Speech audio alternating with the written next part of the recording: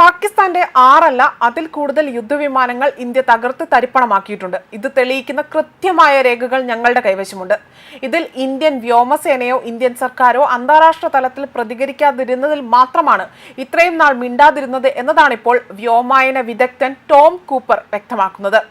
ഇദ്ദേഹം ഓസ്ട്രിയ ആസ്ഥാനമായുള്ള സൈനിക വ്യോമയാന വിദഗ്ധനാണ്. കഴിഞ്ഞ ദിവസം air chief marshal Amarpreet Singh പാകിസ്ഥാന്റെ 6 യുദ്ധവിമാനങ്ങൾ വെടിവെച്ചിട്ടു എന്ന് വെളിപ്പെടുത്തി രംഗത്ത് വന്നിരുന്നു. എന്നാൽ ഇന്ത്യ പച്ചക്കള്ളമാണ് പറയുന്നതെന്ന ആരോപണമാണ് പാകിസ്ഥാൻ സ്വീകരിച്ചത്. എന്നാൽ പാകിസ്ഥാൻ പറയുന്നതിൽ യാതൊരുവിധ കഴമ്പും ഇല്ല എന്നതാണിപ്പോൾ ടോം കൂപ്പർ നൽകിയ വിശദീകരണത്തിലൂടെ തന്നെ വെളിവാകുന്നത്. ഇതോടെ ഒരിക്കൽ കൂടെ അന്താരാഷ്ട്ര തലത്തിലും പാകിസ്ഥാൻ നാണം കെട്ട് നാറി നിൽക്കുന്ന കാഴ്ചയാണ് കാണുന്നത്. അതായത് ഈ ഒരു നാണക്കേടുകൾ മറയ്ക്കാൻ വേണ്ടി വീണ്ടും ഇന്ത്യക്ക് നേരെ ഭീഷണികൾ മുഴക്കുകയാണ് പാകിസ്ഥാൻ ചെയ്യുന്നതും. എന്നാൽ ഇന്ത്യയുടെ മൗനത്തെ നിങ്ങൾ ഭയക്കണമെന്നതാണ് മറ്റൊരു വിലയിരുത്തൽ പുറത്തു വരുന്നത്. കാരണം ഇന്ത്യ ഒരിക്കലും വാഗൊണ്ടുള്ള ഭീഷണികൾക്ക് മുതിരുകയില്ല എന്നും അവർ കാര്യങ്ങൾ പ്രവൃത്തിയിലൂടെ തന്നെ ചെയ്ത് കാണിക്കുമെന്നാണ് ഇതോടെ വ്യക്തമാക്കിയിരിക്കുന്നത്.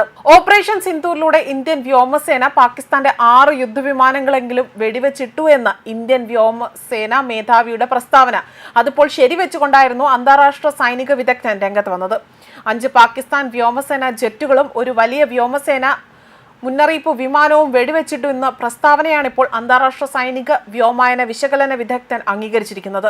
ഓപ്പറേഷൻ സിന്ദൂർ ഇന്ത്യയുടെ ഒരു നിർണായക വിജയമായിരുന്നുവെന്ന് മറ്റൊരു പ്രശസ്ത സൈനിക തന്ത്രജ്ഞനും അഭിപ്രായപ്പെട്ടിട്ടുണ്ട്.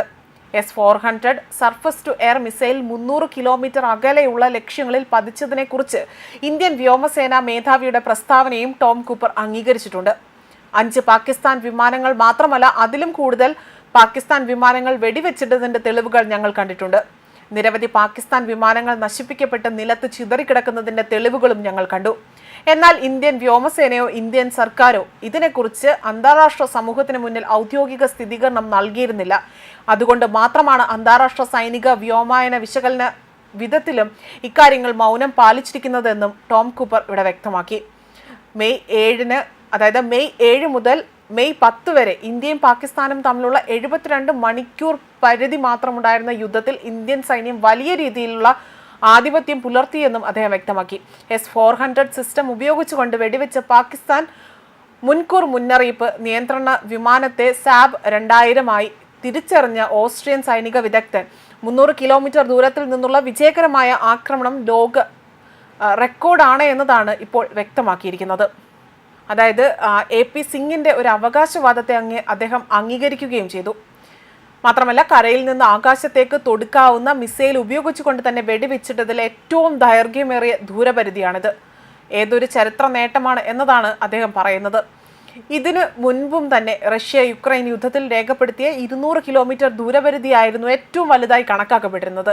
ഇന്ത്യയുടെ ഈ നേട്ടത്തിന്റെ ഒരു പ്രധാന കാരണം ഇന്ത്യൻ വ്യോമസേന അവരുടെ S-400 surface to air missile ആ ഒരു സംവിധാനം പാകിസ്ഥാന്റെ അതിർത്തിയോട് വളരെ അടുത്തായി തന്നെ വിന്യസിപ്പിച്ചിട്ടുള്ളതായിരുന്നു എന്നതാണ്. വളരെ അടുത്തായി തന്നെ പാകിസ്ഥാൻ സൈന്യത്തിന്റെ പീരങ്കികളുടെ ആ ഒരു പരിധിക്കുള്ളിൽ നിന്നുകൊണ്ട് തന്നെ അത് മിസൈലുകൾ തൊടുത്തുവിടുന്നത് സത്യത്തിൽ ഇത് വളരെ അപകടകരമായ ഒരു ദൗത്യമായിരുന്നു എന്നും ടോം കൂപ്പർ ഇവിടെ വ്യക്തമാക്കുന്നു. ന്യൂസ് ഡെസ്ക് കർമ്മ ന്യൂസ്.